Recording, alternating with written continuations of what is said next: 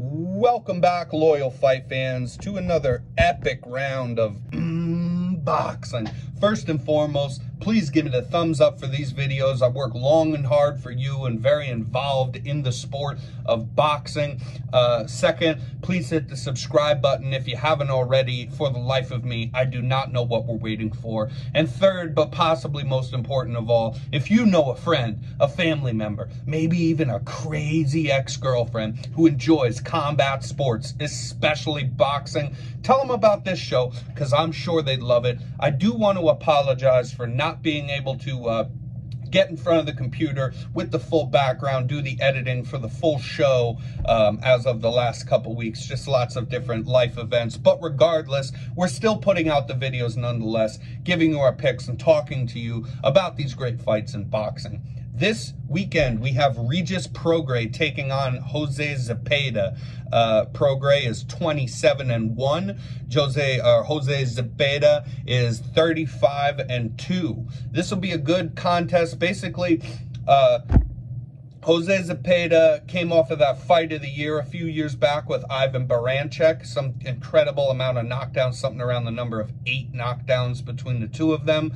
That was a hell of a fight. He won that contest, went on to absolutely dispatch of Vargas in what I believe was the first round. If not, it was the second.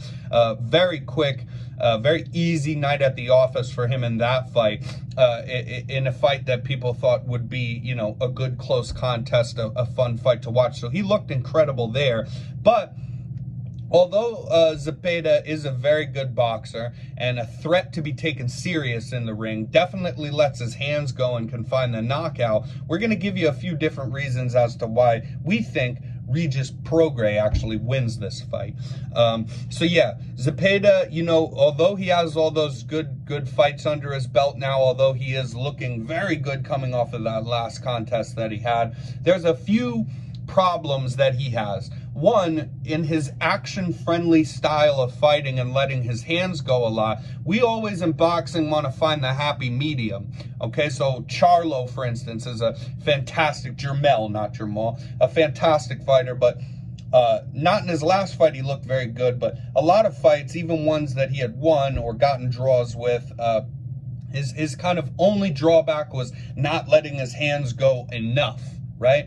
But that doesn't mean, so that means that you don't just want to sit there all night and be good at defense, but not be letting your hands go enough, not throw the jab out there enough to where you can't win rounds. But on the other hand, you also don't want to just recklessly let your hands go and walk your opponent down constantly without being a little bit hesitant of being countered cleanly, right? Especially after long combinations thrown and you're throwing about 7-8 punches and you miss the last one and get clipped. It'll usually put your lights out because you're expending a lot of energy and catching a shot that you didn't see coming on top of it while throwing your hands.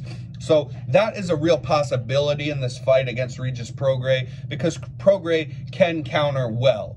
Okay, so both these guys can fight on the inside a bit. Prograis is a guy that doesn't really like to tie up, so he's going to be a little more, I feel like, familiar actually on the outside.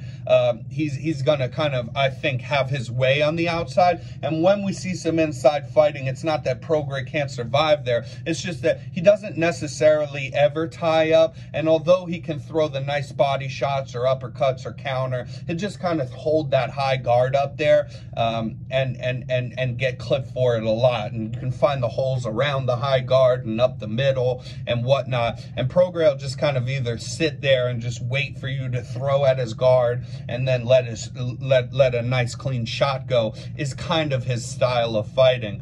But Zepeda has a really bad tendency, and what it is not bringing his hands back, which is the #1 rule in boxing. You know, you throw a punch and bring your hands back, right? You bring your hand back to your face. But when you're throwing hooks, or you can imagine throwing an overhand, it's tougher, it's more distance to cover getting your hand back against the momentum of where you're throwing. So a lot of fighters can be caught in those kind of moments. But most fighters know that the most simple punch to throw, the one utilized the most in boxing, is the jab. And the jab is the easiest one to stick and bring your hand back quickly and bring your hand back. and bring your hand back. So if you're not bringing your hand back after the jab, right, then you're exposed there, and you're going to be exposed the most because the jab is the most utilized punch in boxing. So I do see Zepeda being clipped a lot over his jab, you know, under his jab, everything in between, because he doesn't bring his hands back a lot. And when they're fighting on the inside, what did I say? Zepeda likes to let his hands go so he can be dangerous. But if he can't find some very clean body shots or a nice uppercut on the chin on the inside, he's just going to be throwing mostly against Prograis' guard, maybe a couple around that aren't the end of the world for him. And he'll be expending all that energy, and when he's done with his combination, Prograis will stick him with a clean shot. A lot of people that I've looked up talking about this fight have thought that we might see a stoppage here from Prograis. I'm not opposed. I could see that happening. I actually think that maybe this fight will go the distance. But if it does go the distance, either way, it's going to be a Prograis win here. And that's because of that major flaw of not bringing his hands back after he throws the jab for Zepeda. And that's also because of the kind of level of competition. Regis we like level of competition on this channel, and we talk about it a lot. And Regis Prograis, as I said, you know, had that close fight with Josh Taylor, who became undisputed champ after that. Very debatable that Prograis could have won that fight, and unfortunately did not. And then after that, you know, so he could have beaten the guy that has become the undisputed champion of the world with every belt in the 140-pound weight class. But because he did not, after that kind of became a free agent in boxing and is going around even fighting in like Triller events and whatnot, you know, against the likes of like Juan Heraldez and Ivan Redkach, Tyrone McKenna.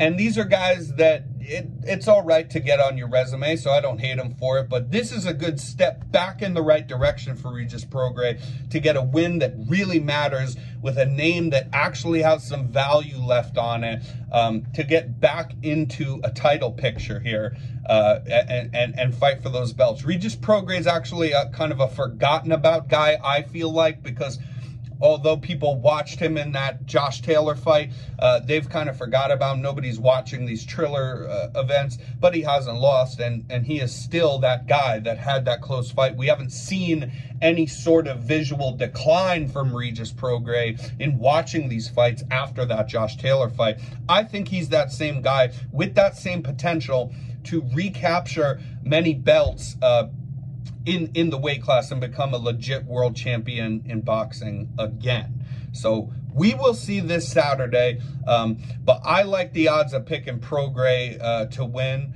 and I'll take a closer look at them and maybe give you a fight picks from the future as to what the over-under is for a stoppage, or how good the money is on a win going to decision, which I do actually think is what will maybe happen in this fight. But until next time, stay loyal, fight fans. Enjoy the fights.